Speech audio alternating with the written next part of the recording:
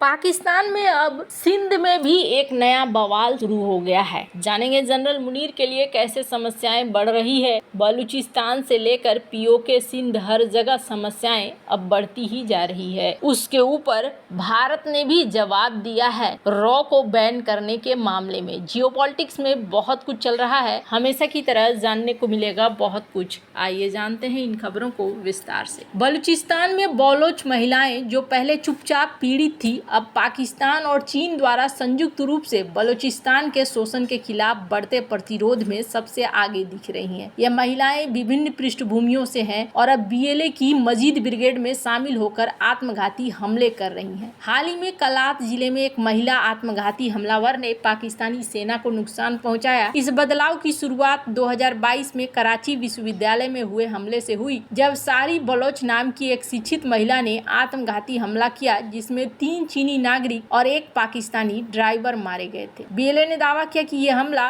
उनकी पहली महिला आत्मघाती हमलावर द्वारा किया गया है। इसके बाद जून 2022 में सुमैया कलंदरानी बलोच ने तुर्बत में एक सैन्य काफिले पर हमला किया। हाल ही में मार्च 2025 में बनुक महिकान बलोच नाम की एक साइंस ग्रेजुएट ने कलात में फ्रंटियर कोर के एक गश्ती वाहन पर हमला किया, जिसमें एक व्यक्ति मारा गया और 3 घायल हुए। बीएलए ने एक ऑडियो क्लिप जारी की है जिसमें बनुक ने कहा कि मेरी कुर्बानी हजारों बलूचों को प्रेरित करेगी। मैंने अपनी मातृभूमि को आजाद करने और समृद्धि लाने के लिए अपनी जान देने का फैसला किया है। लेख में बताया गया कि बलोच विद्रोही अब पुरुष प्रधान पारंपरिक प्रतिरोध से आगे बढ़ चुका है। ये अब शिक्षित मध्यम वर्ग के बीच लोकप्रिय हो रहा है, जिसमें महिलाएं भी शामिल है। इसका कारण बलूचिस्तान में दशकों से चली आ रही बदहाली, संसाधनों का शोषण और मानव अधिकारों का उल्लंघन है। कहना है कि बलोच लोगों में हताशा और निराशा का परिणाम है। महिलाओं की भागीदारी को प्रेरित करने में यास्मीन बलोच जैसे नेताओं की बहुत ज्यादा भूमिका भी रही है और यहाँ पर चीजें अब बदलती जा रही है। एक बड़ी ही अजीब सी बात है, जिसमें संयुक्त राज्य अमेरिका को 9वां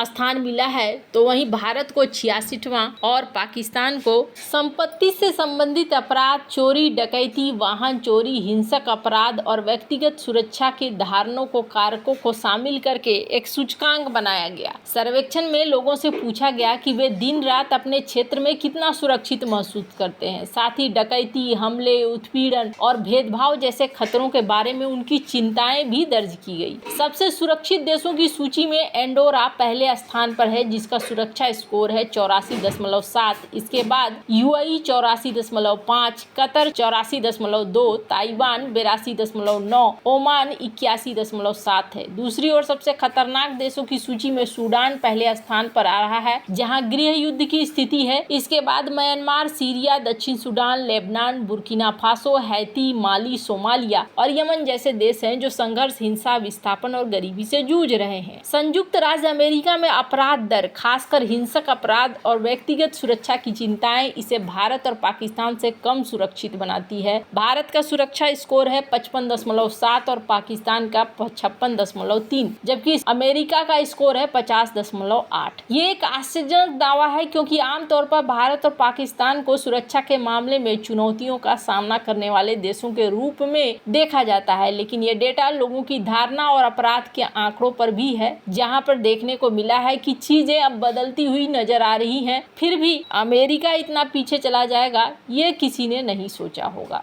अब अलग अलग जगहों पर अलग अलग समस्याएं देखने को मिल रही है। पाकिस्तान के अंदर जनरल मुनीर ने एक इनिशिएटिव लॉन्च किया है, जिस इनिशिएटिव का नाम दिया है ग्रीन पाकिस्तान इनिशिएटिव, यानी कि GPI। इसके कारण उत्पन्न जल संकट की आशंकाओं पर केंद्रित है। इस परियोजना का उद्देश्य देश में सुरक्षा को बढ़ावा देना है, लेकिन प्रदर्शनकारी, खासकर सिंध प्रांत के लोग डर रहे हैं कि इससे निचले क्षेत्रों में पानी की कमी हो सकती है। पाकिस्तान सरकार ने साल 2023 में सेना प्रमुख जनरल असीम मुनीर और प्रधानमंत्री शहबाज शरीफ के नेतृत्व में $3.3 बिलियन यानी कि करीब 945 अरब रुपए की ग्रीन पाकिस्तान इनिशिएटिव शुरू की थी। इस परियोजना के तहत देश भर में 6 नहरों का नेटवर्क बनाया जाएगा, जिसमें लाखों एकड़ बंजर भूमि को सिंचाई के लिए उपजाऊ बनाया जा सके। इसका लक्ष्य कृषि को आधुनिक बनाना और खाद्य उत्पादन बढ़ाना है, जो पाकिस्तान की अर्थव्यवस्था का लगभग 25% हिस्सा और 37% रोजगार प्रदान करता है। हालांकि सिंध प्रांत में विरोध प्रदर्शन हो रहे हैं, क्योंकि लोगों को लगता है कि ये परियोजना ऊपरी क्षेत्रों में पानी का अधिक उपयोग करेगी, जिससे निचले क्षेत्रों खासकर सिंध में पानी की कमी हो जाएगी। सिंध जो एक निचला किनारा प्रांत है और पीने के पानी और कृषि जरूरतों के लिए सिंधु नदी प्रणाली पर निर्भर है। 16 फरवरी 2025 को भीट शाह सिंध में एक विरोध रैली हुई थी, जिसमें लोगों ने नहर प्रणाली के खिलाफ नारेबाजी की और आशंका जताई कि इससे सिंध का पानी का हिस्सा कम हो जाएगा। कहा जा रहा है कि जल आवंटन लंबे समय से पाकिस्तान में एक राजनीतिक विवाद का मुद्दा रहा है। प्रदर्शनकारियों का कहना है कि अगर ऊपरी क्षेत्रों में पानी का अधिक उपयोग हुआ तो ये सिंध के लिए आपदा ला सकता है, जहां पहले से ही जलवायु परिवर्तन के कारण पानी की कमी बढ़ रही है। इस स्थिति को समझने के लिए एक ऐतिहासिक उदाहरण है भारत में कावेरी नदी जल विवाद से लिया जा सकता है। यह विवाद दक्षिण भारत के 2 राज्यों कर्नाटक और तमिलनाडु के बीच 19वीं सदी से चला आ रहा है। कावेरी नदी कर्नाटक से शुरू होकर तमिलनाडु में बहती है। दोनों राज्य इसके पानी पर निर्भर है। 1892 और 1924 में ब्रिटिश शासन के दौरान पानी के बंटवारे के समझौते हुए, लेकिन आजादी के बाद यह विवाद और गहरा गया। कर्नाटक जो ऊपरी किनारा राज्य है, उसने बांध बनाकर पानी का अधिक उपयोग शुरू किया, जिससे तमिलनाडु में किसानों को सिंचाई के लिए पानी की कमी होने लगी। 1970 और 1980 के दशक में यह विवाद हिंसक प्रदर्शनों तक पहुंच गया। तमिलनाडु के किसानों ने दावा किया कि कर्नाटक द्वारा पानी रोकने से उनकी फसलें बर्बाद हो रही है, जबकि कर्नाटक का कहना था कि हम अपना इस्तेमाल ही कर रहे हैं। और इस चीज लेकर विवाद इतना ज्यादा गहरा गया कि मामला सुप्रीम कोर्ट तक पहुंच गया था। आज भी इस मामले को सही तरीके से हल नहीं किया जा सका है।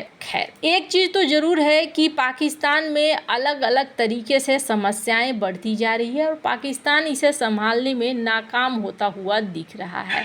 पाकिस्तान के लिए सबसे बड़ा प्रांत बलूचिस्तान गले की फांस बनता जा रहा है। जहां कभी इस्लामाबाद के हुक्मरानों की जमींदारी समझा जाने वाला इस प्रांत में अब बलूच विद्रोहियों का दबदबा है। जमीनी हकीकत यह है कि बलूचिस्तान में पाकिस्तानी सेना की पकड़ अब राजधानी क्वेटा के इर्द गिर्द ही सिमट कर रह गई है। बलूचिस्तान की सड़कों पर अब फबूलचूर लड़ाकों का सिक्का चलता है। हालात ये है कि अंतर्राष्ट्रीय रेड क्रॉस भी अब इस इलाके में कदम रखने से बलूच लड़ाकों को मंजूरी लेनी पड़ती है, ऐसा कहा जाता है। सीपेक में काम कर रहे चीनी श्रमिकों को सुरक्षित स्थानों पर भेजा गया है। उन्हें कहा गया है कि वे ग्वादर से बाहर न निकले। ये दूसरी बार है जब पाकिस्तान को अपने किसी प्रांत में इतनी बड़ी बगावत झेलनी पड़ी है। इससे पहले 2010 के बीच खैबर पख्तूनख्वा के कबायली इलाकों में देखने को मिली थी, जब टीटीपी ने कई इलाकों पर कब्जा कर लिया था। इस बीच बलूचिस्तान में मानव कार्यकर्ता महरंग बलूच की गिरफ्तारी के विरोध में 10,000 महिलाएं भी सड़कों पर उतरी है। ग्वादर में सशस्त्र विद्रोह ने बुधवार को बस यात्रियों को उतार कर